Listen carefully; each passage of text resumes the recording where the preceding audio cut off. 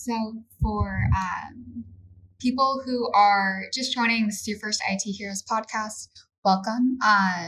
The IT Heroes podcast is something that we like to host at Automox, focusing on people who we think are our heroes in IT.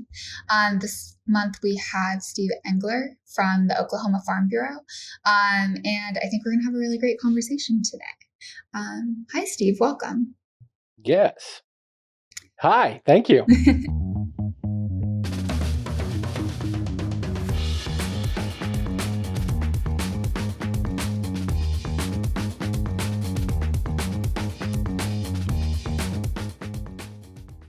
Why don't we start off with just hearing a little bit about your background and what has led you to your place in IT? Oh yeah. Man, it's been so long. So my place in IT probably started with a very ancient Hewlett Packard that my parents brought home. I took it apart one day, put it back together, and from there on, that's all I've been doing. Went to school for it. Was in the Air Force for it, and it's once I got out of the Air Force, started from dial-up help desk all the way up to where I'm at now, doing the system administration and kind of everything in between.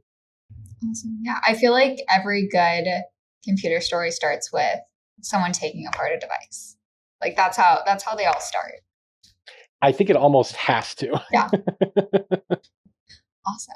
Well, I know that we've kind of talked a little bit before this about how you've come into an environment that had a little bit of Automox, and that was kind of you dipping your toes into the water, but it wasn't really being used to the fullest extent. So, what was it like digging Yeah. into that project?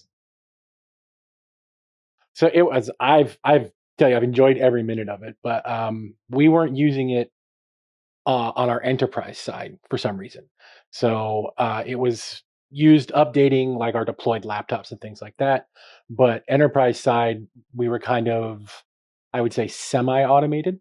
Um, But once I was like, "Oh, we have Automox." It's like, "Can I get on there? Can I see this?" And did a little test bed with it, did some updates, and I'm like, "Yeah, why am I not doing this? Like, can we buy the licenses?" It was a super easy request. It was almost like a thank you for finally asking.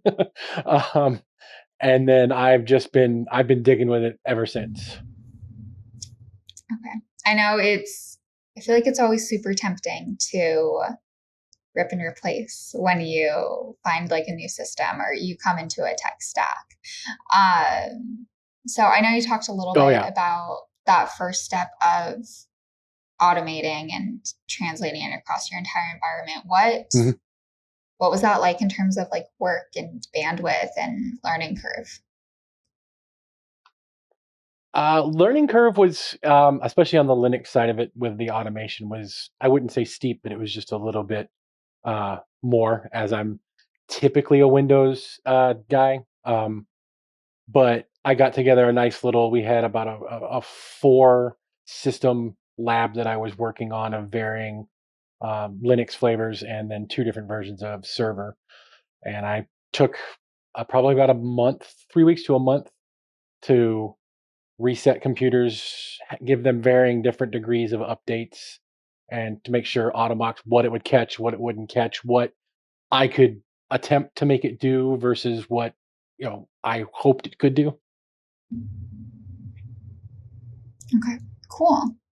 Well, I But yeah, I know found like super easy to learn. I haven't found anything too crazy.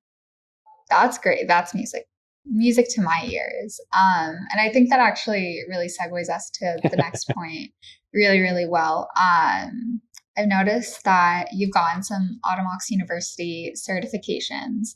And for those of you who don't know or haven't taken them yet, Automox University is where we house all of our learning courses that teach you about the software. And they offer several stages of certifications. Steve, why don't you talk us through the test taking process, and what motivated you to get those certifications? Yeah. Well, right away, what motivated me, especially for the beginning of it, was even though trial by learning is good, I wanted to get at least a strong baseline of here are the basics on how the platform works. Um, The courses are super easy to digest. There's no long 4-hour boring, you have to watch it all in one thing session.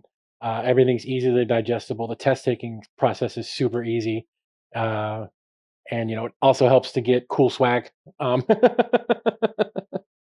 but but yeah, I just wanted to my drive wanted to learn as much as I could quickly, so I could be that SME that everybody's like, okay, something's going on with Automox. Go talk to Steven really quick. Yeah, that's awesome. I think that there are 3 certifications out as of the time of this recording. Yeah, And I think you've received all 3. Is that right? I have. Yep. Okay. What was the difference in your eyes between certification 1, certification 2, certification 3? 1 and 2 are kind of the I want to say bare bones, but they're the like your here's what it would be to just be able to function how you need to function. Whereas 3 got in a little deeper to the worklets and inner workings of things that really where you want to be at the end is knowing exactly it's more than just pushing updates. You can actually do a whole lot of administration inside Automox. Okay, cool. I mean, worklets is the fun stuff. So that's always motivation to It get is. to Oh, number 3. 100%. Yeah. Okay, awesome. Yep. And lastly, let's talk about the Automox community. So that's actually, for all of our listeners, that's actually where I found Steve. Our community manager mentioned him to me, and that's how we originally connected. When did you originally join Automox, the Automox community? Was it when you first realized, hey, there's a lot of other ways that we can use it, or is it something more recent?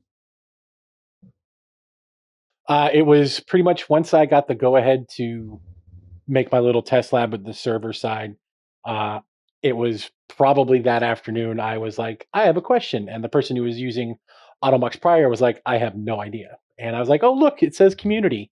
Move right in, right to it, and have been using it and loving it ever since.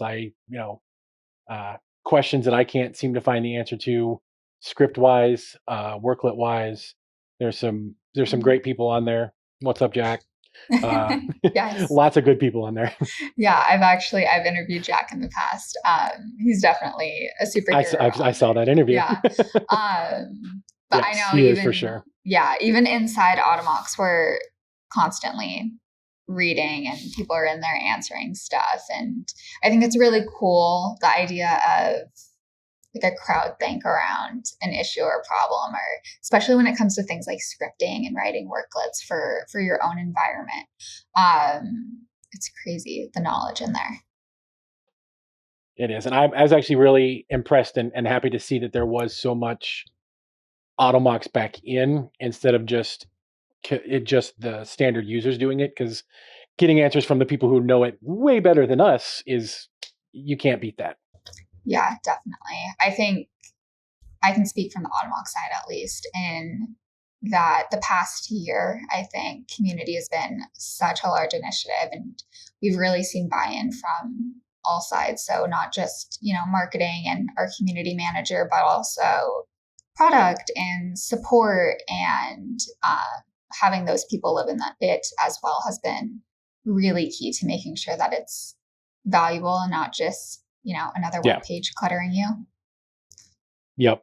And I'm sure, especially support wise, the guys have to like the fact that somebody from the community or somebody from Automox can answer before they get 15, 20 tickets asking the most random things.